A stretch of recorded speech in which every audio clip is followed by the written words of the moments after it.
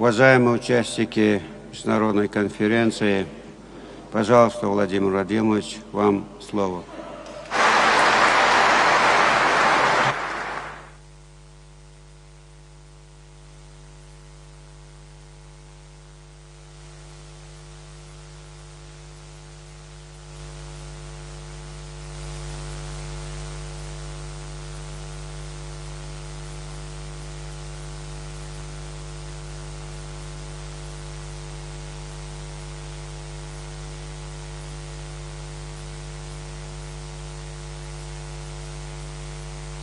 Спасибо.